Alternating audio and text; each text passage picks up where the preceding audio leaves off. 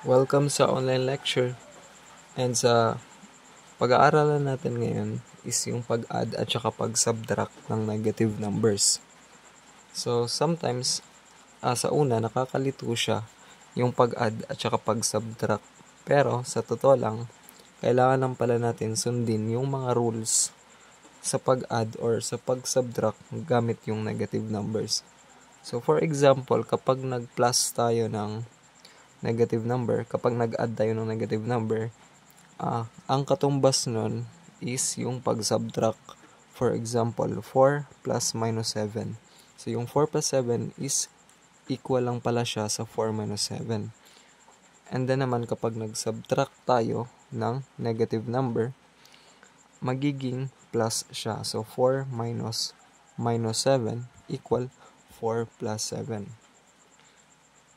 So dito, meron tayong mga example para mas ma-apply natin and mas ma-practice natin yung pag-add tsaka pag-subtract ng negative numbers. So yung first example natin is 7 minus parenthesis 3 minus 9 minus 6. So quantity. So yung pag-solve natin dito, huwag natin kalimutan yung order of operation. Susundin pa rin natin. So ito yung first example natin. So yung unang rule is yung exponent yung isi-simplify natin.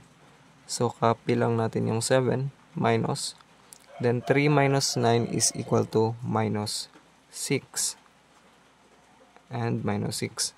So ngayon, meron tayong subtraction sa negative number, 7 minus minus 7. So gaya kanina sa explanation natin, kapag nag-minus tayo ng negative number, magiging addition siya. So yung 7 minus minus 6 will be magiging 7 plus 6, then minus 6. Nakita natin, 7 plus 6 minus 6, magka-cancel out yung dalawa. So yung magiging sagot is 7. So itong dito, yung plus 6 minus 6, ito yung na-lesson din natin, yung opposite, na kapag nag-add tayo ng opposite, magiging 0.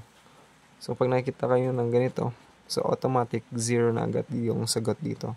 Pwede siya actually i-cancel out. So pag may plus 6, minus 6, pwede mo siyang i-cancel out, para yung natira na lang is 7, ganun. Hindi ka na mahirapan mag-plus pa or mag-minus pa. Next is itong problem natin, second problem. So first is yung parenthesis pa rin yung unahin natin na i-simplify. Negative 3 minus 2 is negative 5. Then 4 minus 5, magiging 4 plus 5. So kapag nag-subtract tayo ng negative number, magiging plus. So 4 plus 5 is 9. Minus 1, 8. So yung pangatlong example naman natin is, so unahin pa rin natin yung ating mga parenthesis. So meron tayong minus dito sa labas ng parenthesis. 5 minus 7 is minus 2. Then minus 8 minus 2 is positive 6. Then meron tayong negative and minus 2. So kapag dalawang negative sign, magiging positive sign. So yung ganito, i-explain ko lang.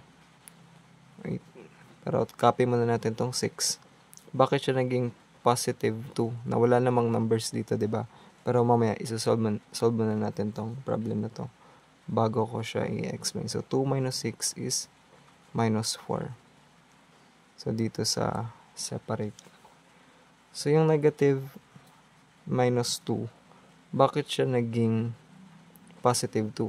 So negative 2, bakit siya naging positive 2? Wala namang number dito.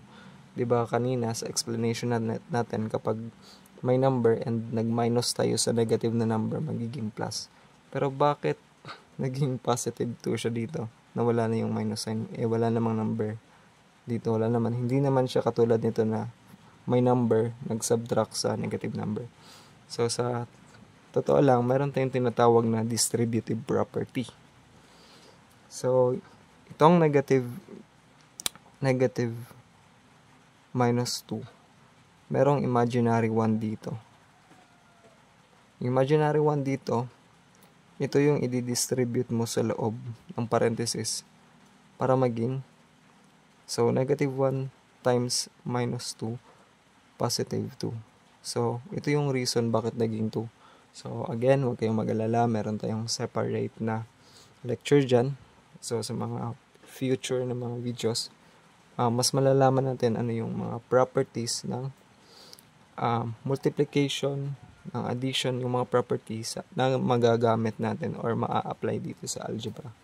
So, parang overview lang yun para may idea kayo kung bakit naging positive 2 yung minus 2. Wala namang number, diba? So, distributive property yung tawag doon. Next problem is ito. And then, follow natin dito at saka dito. So, sinulat ko na lang yung tatlong natitirang problem natin and then isusolve natin sila diretso-diretso. So, first yung parenthesis natin. Meron tayong 15. And then, minus negative number, magiging plus. 15 plus 3 is equal to 18.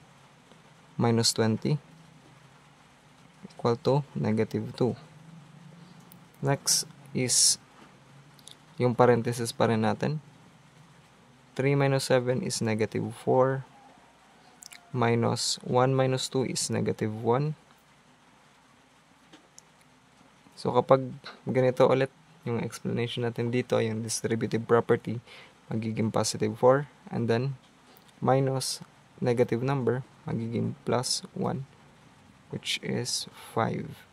And for the last example, unahin natin yung parenthesis sa loob ng bracket. So, 6 minus, naka-bracket dito. And 4 minus 1 is equal to 3. Minus 9, then close bracket. So, ngayon, meron tayong bracket, which is, ito naman yung isi-simplify natin, itong bracket. So, 3 minus 9 is negative 6. And ulit, kapag nag-minus tayo sa negative number or nag-subtract tayo sa negative number, magiging positive. So, magiging 6 plus 6, which is equal to 12. So, ito yung mga magandang example para mas ma-apply natin and maintindihan kung ano nga ba yung mga kailangan natin sundin sa pag-add or pag-subtract ng mga negative numbers.